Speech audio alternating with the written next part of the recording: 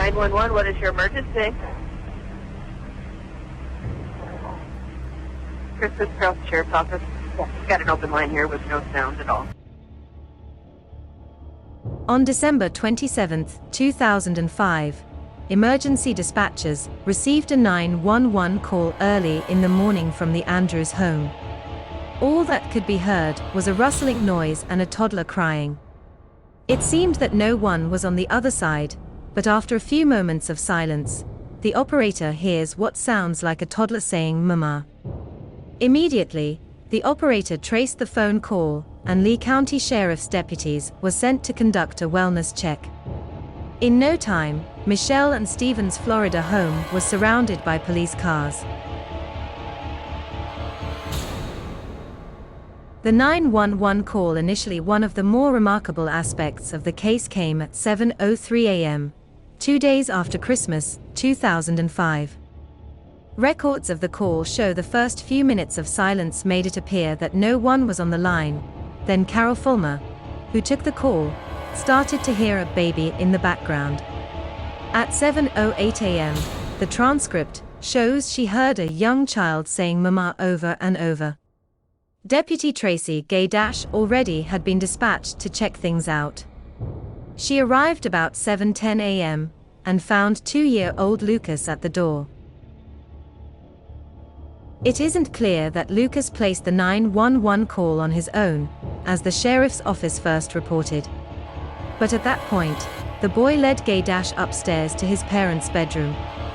Gay-Dash saw nude legs, then backed away downstairs, holding Lucas' hand, and led him outside before the Major Crimes Unit, Forensics Unit, paramedics, and medical examiner arrived. The Andrewses had been living at 12221 Eagle Point Court in Gateway, a community in unincorporated Lee County, for just over a year. Their home was a 3-bedroom, 2-bathroom house with a lanai, pool and garage. Inside, it was brightly painted and full of evidence that it was Christmas time.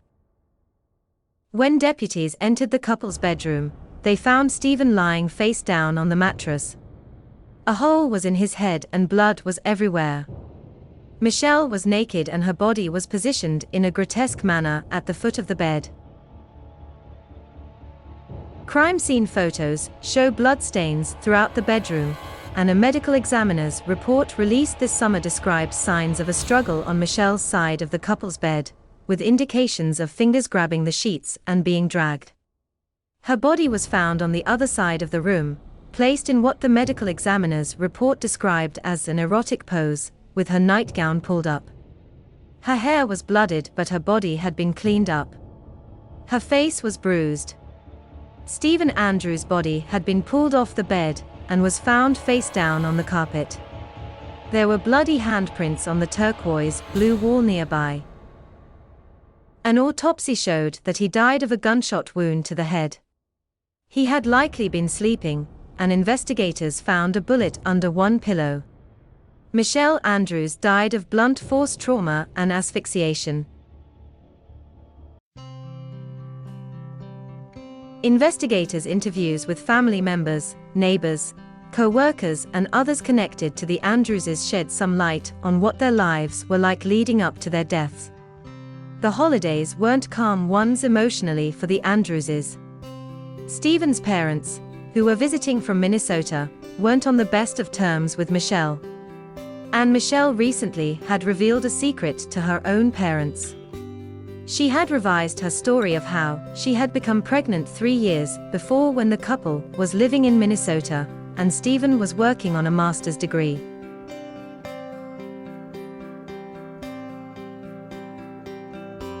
She told her husband and her family at the time that she had an affair and that it was a mistake. She had an abortion. This Christmas, though, she was saying the real story was that she had been raped by a co-worker, but that she had been too afraid to explain it before. She finally told her husband on Christmas Day. By that point, she had confided in her parents and her in-laws that she thought Stephen was having an affair.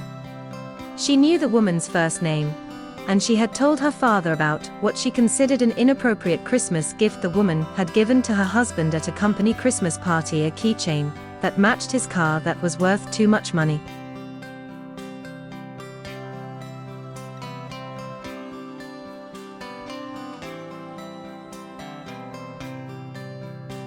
She was trying her best to be perfect for her husband over the holidays, trying to take advice about being a good wife and cooking for him. She even talked to her mother-in-law about her fears during a walk on the beach. Her mother-in-law, Barbara Andrews, asked Stephen about it. He denied it. But at the same time, Stephen also was talking about his unhappiness with the marriage and seeking advice. On Christmas Eve, he had gone canoeing with his wife's father, Dan Kokora. They stopped at a bend in the Estera River, and Stephen Andrews explained that he had feelings for another woman, though he said he hadn't acted on them. Kokora said he didn't pry. He did not give the idea that there was an affair going on, he said. Kokora knew who Baloo was and described her as very sharp, very smart, and an open, touchy-feely kind of girl. When I met her, I instantly felt if you want to make Michelle jealous, just show her this girl. Kokora told detectives about his daughter's worries. She was afraid that Steve was gonna leave her because he said, "I don't know if I love you anymore," to her, and she said, "I think I feel him slipping away." Emails between Stephen Andrews and Baloo, who used Cooper's last name in her email address, show they were imagining a life together at that point. A little more than a week before Christmas, Stevens wrote to Baloo, "When I am an old man, I want to know that I was true to myself and shared life with someone who wants to be with me as much as I want to be with them." The two had met in the summer of 2005. They confided about troubles in their relationships. They talked about their children, about being parents. Baloo later said Stephen Andrews had told her that he might ask for a divorce after the holidays, and they met for sex at their office the night of the murders. Before the Andrews' deaths were ruled homicides, some who knew of the stresses on the marriage suggested to investigators that either Stephen or Michelle had simply snapped. Stephen Andrews' mother, Barbara Andrews, suggested it might have been her own son who lost it. And Baloo told a detective that, "Just from things that Steve has said to me about how Michelle can be, and how she has acted the last couple weeks, I wouldn't be surprised if she stepped over the deep end." According to one of Baloo's friends, though, her first thoughts when hearing about the murders seemed to be focused on Cooper. Claudia Gerardo was with Baloo when they learned about the murders, and later described her friend's reactions to detectives, how she immediately called Cooper to ask him where he was. "We talked about the possibility of Fred being involved. We talked about her fears, basically, if that were the case," Gerardo said. It was the day the Andrews' bodies were found, and Cooper had called Baloo while sitting on their couch watching TV and opening Christmas gifts from her mother. He told her that he thought she might need to come home because he had some bad news that he had seen about Steve and Michelle. Baloo was hysterical, Gerardo said, and at one point said of Cooper, "I hope he didn't, but if he did, I hope they fry his expletive." At that point, they drove together to the Lee Sheriff's office. Baloo, now 29, told detectives that Cooper had been in the dark about her relationship with Stephen Andrews. She said Michelle hadn't known either, until about a week before Christmas, when Michelle called her going off in a fit. As for Cooper, she repeatedly said he wasn't the jealous type. At the same time, she said he had asked her who was texting her at 11 p.m. one night after she had asked to split up. "Steve had just texted me to ask me to check my email. So I got up to check my email and Fred got up and started yelling and saying, 'Who the expletive is that, and who is calling you?'" Baloo said. She had seen Cooper with a gun recently, when everything really went down with their relationship. "I was afraid of what he might do," she said. Asked to explain, she said she was worried he might hurt himself, and she threatened to call the police. And he just kept apologizing. "He said he couldn't live without me."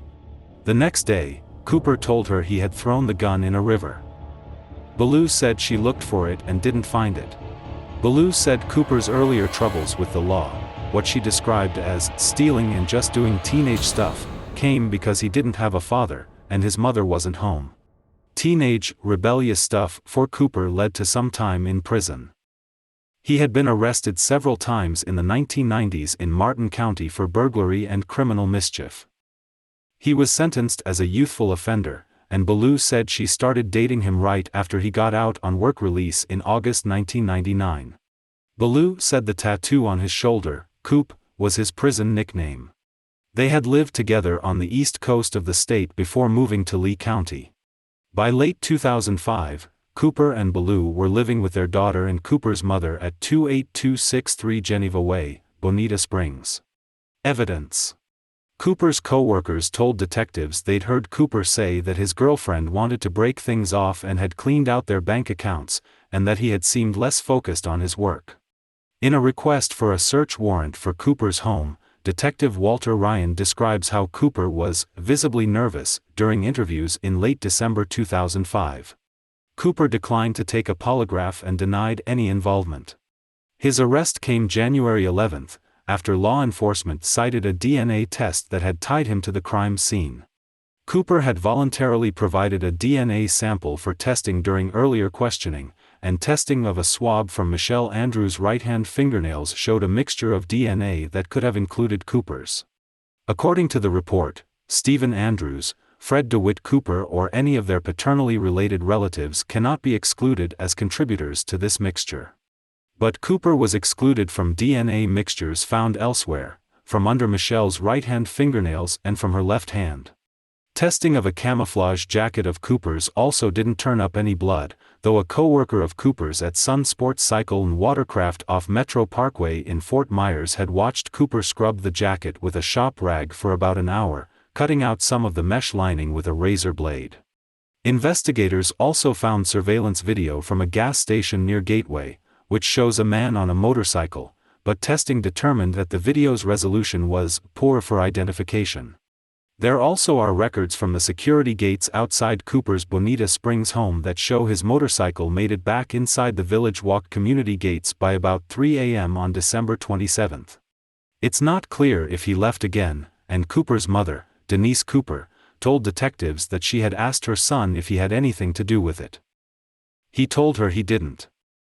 She said he left home for work about 10 minutes to 7, about the same time some of the Andrews' neighbors said was when they saw a man with a camouflage jacket walking by.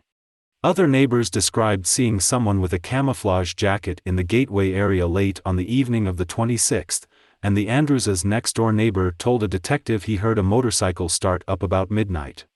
Cooper owned a black and yellow 2004 Suzuki SV650. Then there is the account of Jimmy Lynn Craven, who told a detective that Cooper, or someone who looked like him and who was riding a motorcycle, came to her office at the Gateway Sales Center 2 days before Christmas. The man had asked her for the gate code to the community where the Andrewses lived. When detectives later showed her a photo lineup, Craven identified Cooper, if somewhat tentatively. As for the statements Cooper made to detectives when he came in for questioning, ones his defense attorney claimed were obtained by deception, a judge declined to throw those statements out. Cooper wouldn't face trial until 2008, and when he did, he took the unusual step of testifying in his own defense. There, he dropped a bombshell, claiming that the DNA under Michelle's fingernails came from the two of them having sex on December 26, 2005. They were consoling each other, Cooper claimed. After hours of deliberation resulted in a hung jury, a new trial began 4 months later. This time, attorneys on both sides brought their A-game, according to Homicide for the Holidays. Cooper's defense, however, had one fatal flaw: he changed details in his story, bolstering prosecutors' case that he killed Stephen because of jealousy over the landscape architect's affair with his former girlfriend, Ballou.